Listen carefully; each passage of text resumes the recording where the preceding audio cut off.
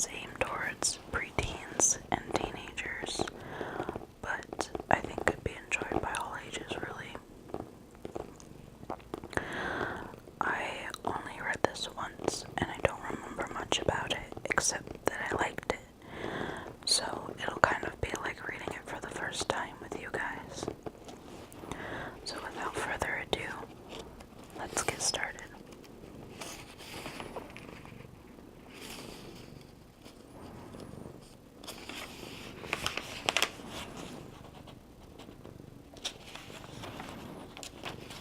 At the beginning, it has a dedication for Kate, Hall, Alex, and Clem.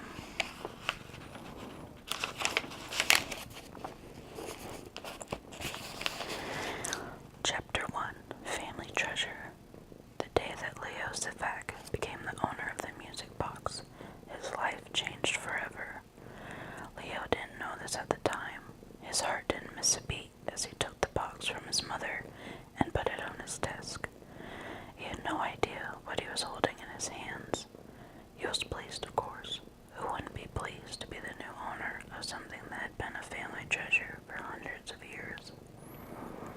His father said that the music box should be in a museum, but Aunt Bethany Langlander had left it to Leo in her will, and so here it was, making everything else in his room look plain and cheap and sort of childish. The music box had been in Leo's mother's family ever since a long-ago ancestor called Rollo had brought it home from one of his world trips. Rollo Langlander was a great traveler, Aunt Bethany always said, opening her blue eyes wide as if being a great traveler was as remarkable as being a fire eater in a circus. The box was about as big as a shoebox and had 4 short legs. Its lid was smooth, shining black, quite plain except for a narrow, oval-shaped ring of real silver in the center. Its sides, however, were painted with amazing detailed scenes, and this was what made it so special and so interesting. The long side at the front was a town filled with houses, shops, and people. The long side at the back was green and peaceful, with a castle on a hill, a queen in a long blue gown, a dragon flying high in the sky, and a river winding down from misty mountains. One of the short sides was a coast of sea and golden sand. The other was mainly forest, where tall trees rose from a sea of lacy ferns, and shadows seemed to flicker with the stripes of tigers. Leo lifted the box and turned the winder on its base 3 times, counting under his breath. 1, 2, 3. He put the box down again and opened the lid. The familiar chiming music began to play. His mother patted his shoulder and wandered out of the room. And Leo was left alone with the treasure that might as well have been a bomb just waiting to explode. The music slowed and stopped. Leo wound the box again. 1, 2, 3. As the music began, he heard his mother moving around in the spare room next door and sighed. He wanted to forget that Mimi Langlander, his least favorite second cousin, was coming to stay. His mother wasn't looking forward to Mimi's visit either. She hadn't said so, but he could tell. And Leo's father had, as usual, made his feelings very clear. Why can't Robert and Carol take the girl to Greece with them, he demanded, when the news of Mimi's visit had been broken to him. She won't go, Leo's mother had said calmly. She doesn't want to miss her violin lessons, and Leo's father gave an explosive snort. Then surely there's someone else who can take her, he demanded. No, Tony, there isn't, said Suzanne. Her brothers are both working and can't possibly look after her. The twins are still in India. Chris and Kwan live too far away. Martin and Monique can't take Mutt because of Martin's allergy. Mutt, roared Leo's father. Who's Mimi's dog, said Suzanne, lifting her chin. Mimi won't go anywhere without him.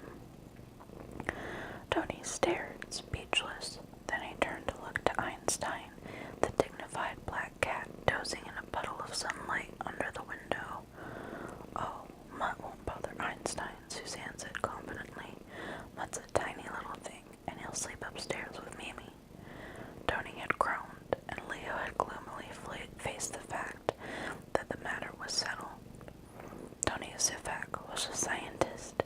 He was a big, untidy, funny, impatient man who had no living relatives except his wife and son. He liked his home to be a comfortable refuge, and he loathed any kind of intrusion. But he loved his wife very much, and he knew that for her, blood was thicker than water. She had been born a Langlander, and Langlanders stuck together.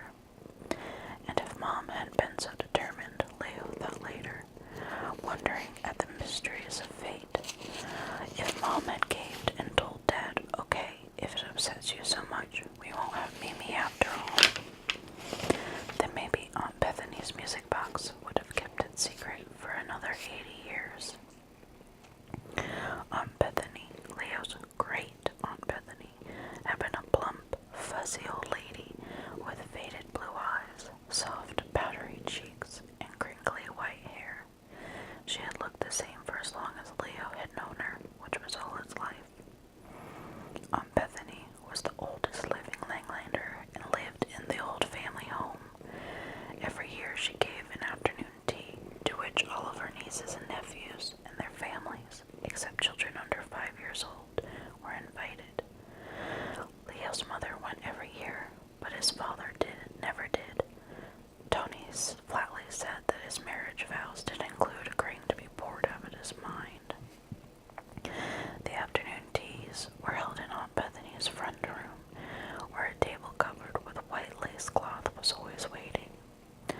On the table were asparagus rolls, tiny sandwiches sprinkled with shredded lettuce, a sponge cake with jam and cream in the middle, small pink and white meringues, and gingerbread men from Aunt Bethany's local bakery, one for every child. For the adults there was tea, in cups as delicate as eggshells. For the children there was sparkling lemonade. The lemonade was always warm and a little bit flat, as if it had been poured into the thick green glasses quite some time before everyone arrived. The routine never changed, just as nothing ever changed in Aunt Bethany's dim house, with its smell of curtains and furniture polish, its dried flower arrangements on the table by the front windows, and the slow, loud ticking of the grandfather clock in the hall. Aunt Bethany had lived in the house all her life, and liked everything to stay just as it has always been. Mr. Higgs, her regular gardener and handyman, had even had trouble persuading her to let him replace the ancient garden shed, which was so rotten that it leaned sideways. She had agreed in the end, but she'd mourn the dear old shed for years afterward. I hated to see it go, she would say tearfully, but I couldn't disappoint Mr. Higgs. He's very loyal and scrupulously honest, and he's so good with the camellias. Every year, while the children furtively cleaned up the last of the meringues and the adults restlessly sipped their lukewarm second cups of tea, Aunt Bethany meandered through a few favorite tales from her huge repertoire of old family stories. Then, without fail, she lifted the music box down from its usual place on the mantelpiece to a low, polished table where everyone could see it. Now, we wind the box 3 times, no more, she always said, speaking especially to the children. We never turn the key while the music is playing. We never pick up the box while the music is playing, and we never close the lid until the music is stopped.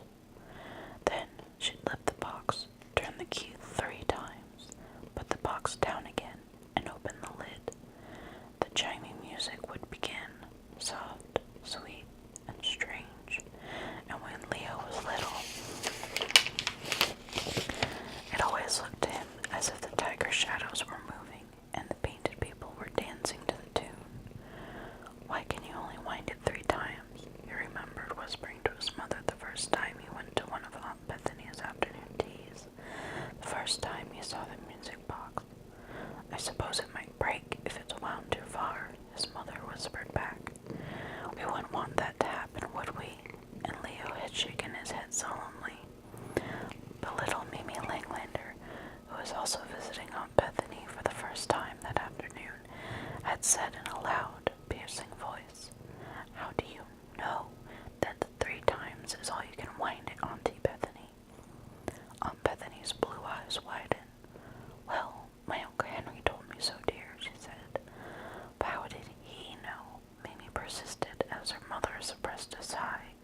brothers and sisters made faces at one another and rolled their eyes.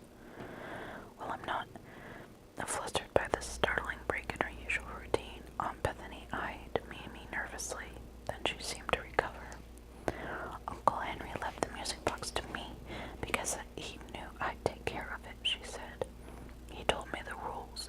They're even written down. I'll show you in a minute. They all waited awkwardly while the music box ran down. When the last chime had struck, Aunt Bethany carefully shut the lid. The tune didn't end, said Mimi. 3 lines aren't enough. Mimi, her mother murmured in a tired sort of way. But the tune played all through, and then it started again. But it stopped before it finished, Mimi insisted. What's she talking about? Leo remembered thinking, staring at the small, skinny girl who had put her hands on her hips and was frowning quite fiercely. She's so weird. Her cheeks very pink. Aunt Bethany lifted the box high so everyone could see the yellowed strip of paper stuck to the bottom just above the key. The paper was covered in cramped, faded writing. Important, read Aunt Bethany impressively. Turn the key 3 times only. Never turn the key while the music is playing. Never pick up the box while the music is playing. Never close the lid until the music has stopped. So there you are. With a mildly triumphant air, she carried the music box back to the mantelpiece and put it down exactly where it had been before.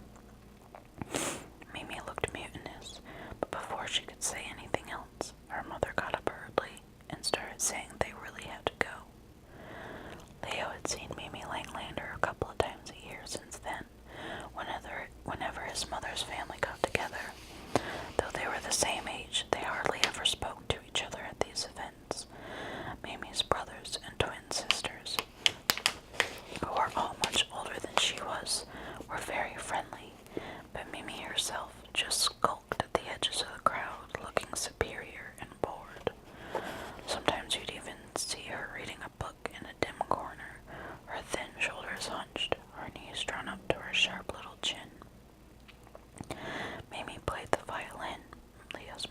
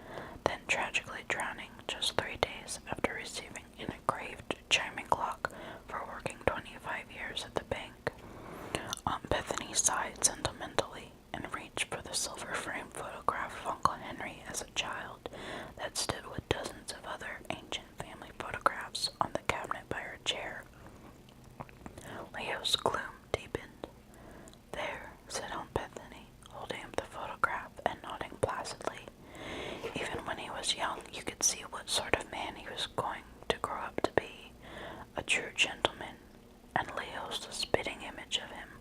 The spitting image, she beamed at Leo approvingly. Leo's cousins tittered and nudged each other. Leo squirmed and felt his face grow hot. He didn't think he looked anything like that long-ago boy staring seriously out from his oval frame in old-fashioned button-up clothes, his ears sticking out a little, and his slicked-down hair parted in the middle.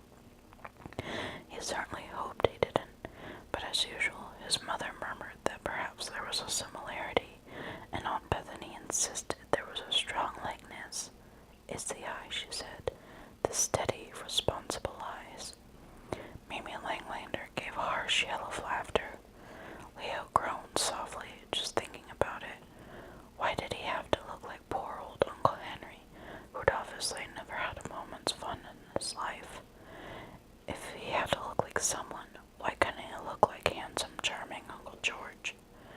Yet he knew in his heart that he and Uncle George had nothing in common. It wasn't just a matter of looks. Leo knew that he was steady and responsible, just like Uncle Henry. He worked fairly hard at school. He never missed soccer training. He wasn't impulsive or reckless. People were always saying how mature and sensible he was. Either he'd been brought up to be like that, or he was like that naturally. Either way, he couldn't help it. That was why he'd always found Uncle Henry's stories so depressing. He knew how he would have felt if he had been in Henry Langlander's place. He would have felt trapped, but he would have acted exactly as Uncle Henry had all the same, except for the getting drowned part, he hoped. Naturally, Leo had never said a word to Aunt Bethany about all this. He never protested when she compared him to wonderful Uncle Henry. She wouldn't have understood his feelings at all. Aunt Bethany had never had a job, and she'd never married. She didn't have any pets, because looking after a pet might worry her. She'd never learned to drive. She'd never been interested in travel. She didn't read books, because reading made her a headache. Leah's father said her life would drive a normal person crazy, but Aunt Bethany was clearly quite content to spend her days looking at old photograph albums and watching game shows on television. It was while she was watching television, in fact, that she had quietly stopped breathing, aged 94, her plump little hands peacefully folded on her lap, and tea growing cold in a cup on a table beside her. Aunt Bethany had had the quietest, most boring life that was ever possible to imagine. She'd never taken a risk or allowed herself to be worried by anything. Leo's mother said that that was why she'd lasted so long, outliving both her brothers, though she was the eldest of the three. She said that Aunt Bethany hadn't so much died as just rusted away. There was no reason for Leo to think that anything that had been owned by his great Aunt Bethany would be in any way dangerous or surprising. He knew everything about her, so he thought the same applied to the music box she had left him, but of course it didn't. Chapter 2. Mimi Comes to Stay. Mimi Langlander arrived just after lunch on Sunday with her violin case and her little mustard-colored dog clutched in her arms, and her mother hurrying behind her with 2 bags and a pillow. Leo's father wasn't home. He was on his way to speak at an interstate conference. Usually he complained about having to go to conferences, especially when he had to give a speech. But Leo's his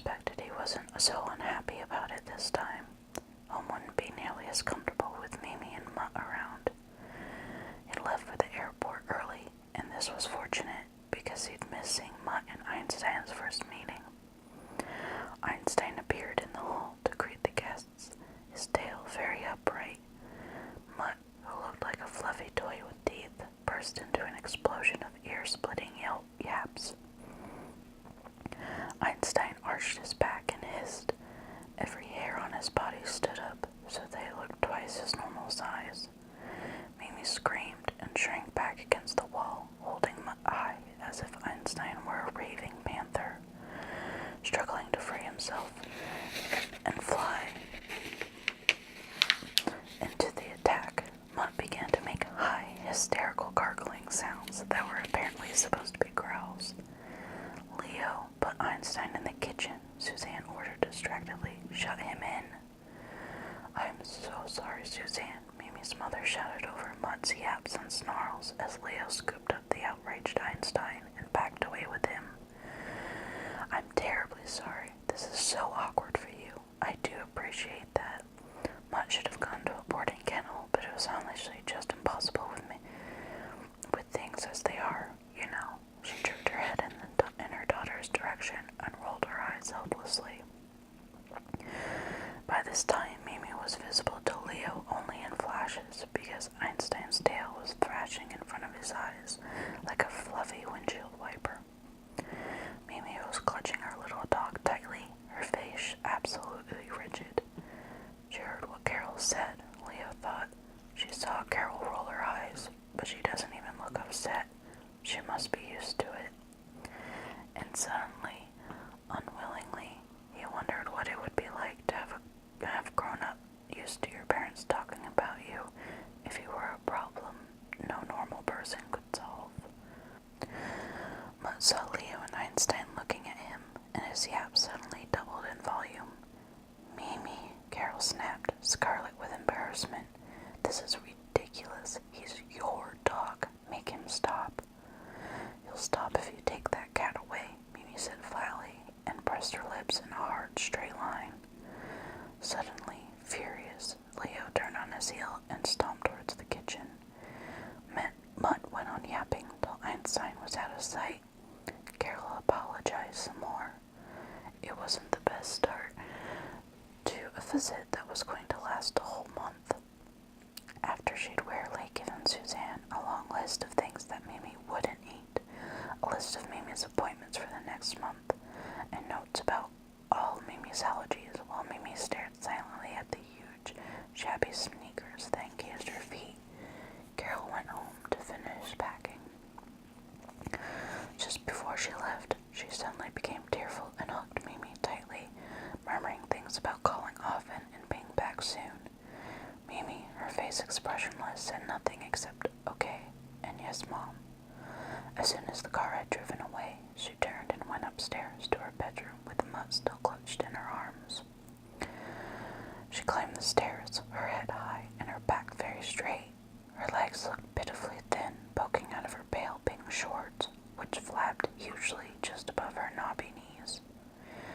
Leo didn't usually notice people's clothes much, but he couldn't help thinking that Mimi Langlander was the last girl in the world who should wear shorts like that. The bright pink jacket with kittens and bows on it was a big mistake as well. Mimi wasn't a kittens and bows sort of person. Mimi reached the top of the stairs and started along the short corridor that led to the bathroom and her and Leo's rooms. Just before she disappeared from sight, Leo saw her duck her head and bury her face deeply in Mutt's soft hair. Perhaps she was murmuring something because the little dog licked her hand. Quickly, Leo looked away. Instinctively, he knew that Mimi would hate it if she thought she was being watched. The phone began to ring.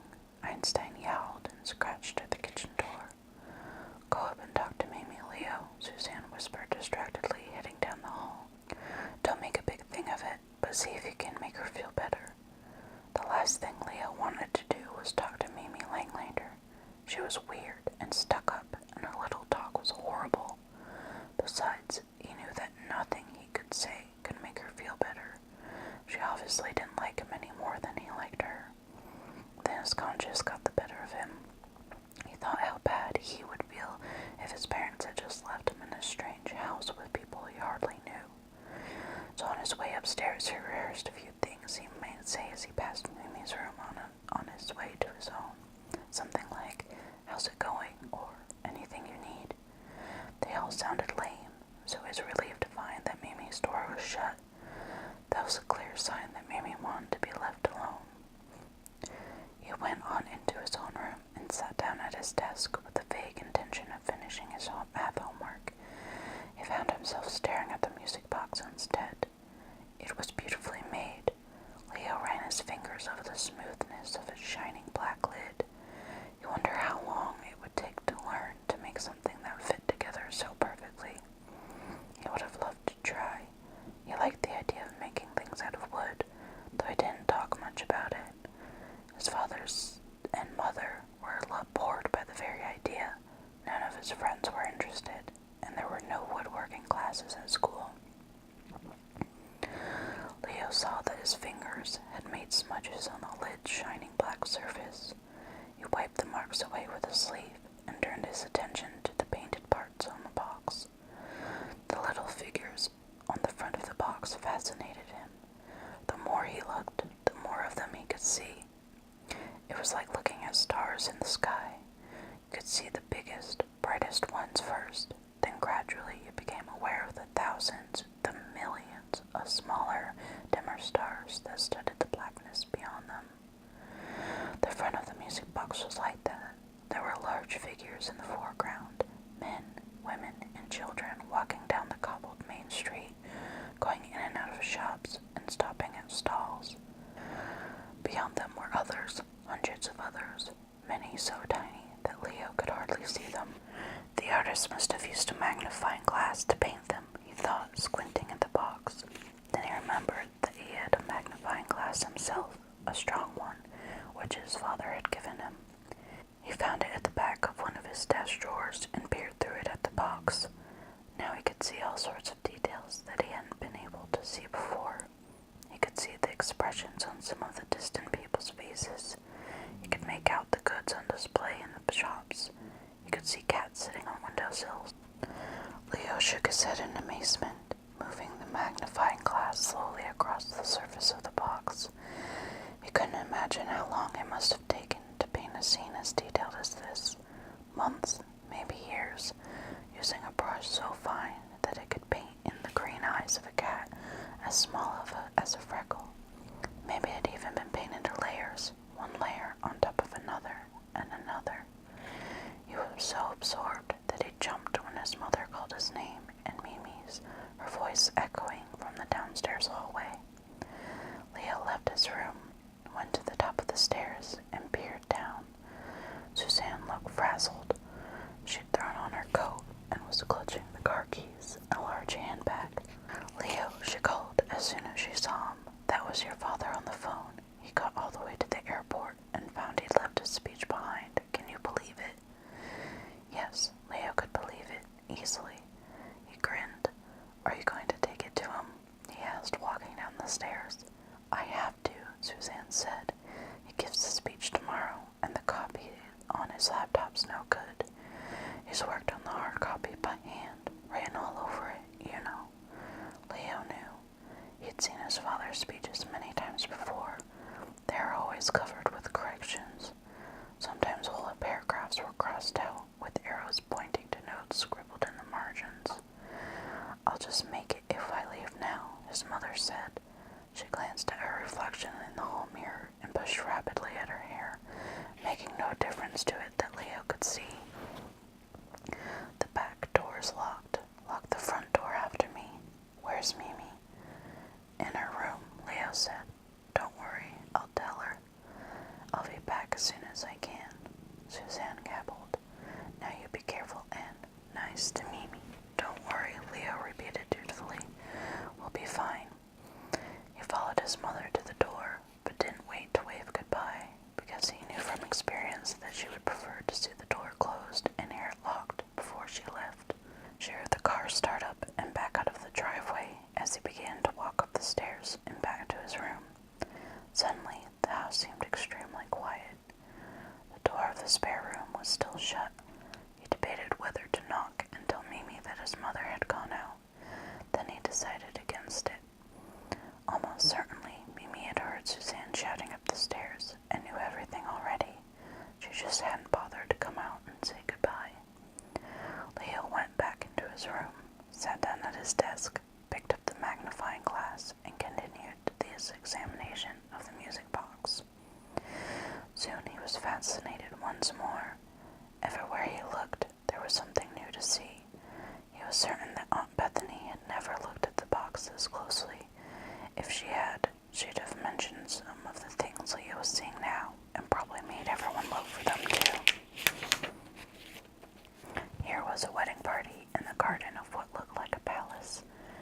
Couples were gathered around a long table and holding up glasses to toast the bride and groom, who were both wearing gold crowns.